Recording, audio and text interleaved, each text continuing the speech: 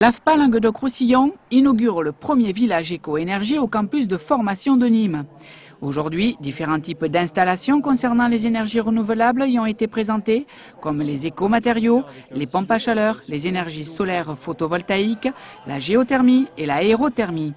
Des domaines tous très différents, mais qui au bout du compte se rapprochent du concept du développement durable. Un secteur qui s'adresse à de multiples corps de métier. Au niveau des étudiants, nous avons différents corps de métiers qui interviennent. Ce sont donc des électriciens, des plombiers chauffagistes, des maçons.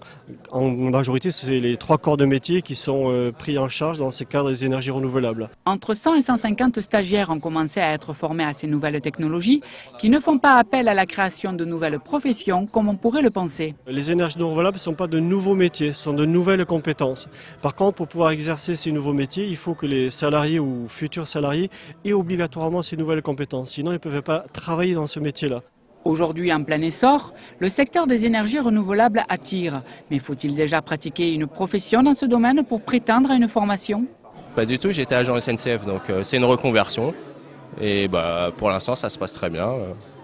Participe à plein de choses. On a un chantier grandeur nature qui s'est effectué quand on est arrivé, donc c'est parfait. Là, on est rentré en formation le 31 août et ça fait 3 mois qu'on commence à découvrir le métier. Donc on a commencé à réaliser l'installation, on a participé à raccorder ces 3 ballons d'eau chaude reliés en série avec la chaudière d'appoint qui est là-bas et qui est reliée aux panneaux solaires sur la terrasse. Autre milieu bousculé par le développement durable, les métiers du bâtiment.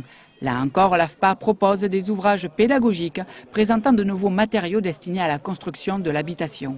Les gens sont assez demandeurs de matériaux qui soient naturels, confortables aussi.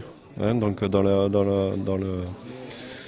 pour la construction, puisque les gens se rendent compte quand même qu'il y a eu la construction il y a 10-15 ans déjà, est déjà dépassée au niveau de ce que les gens attendent, disons du confort d'aujourd'hui. En partie financé par la région Languedoc-Roussillon, le village éco-énergie jouera donc le rôle de pilote au niveau national.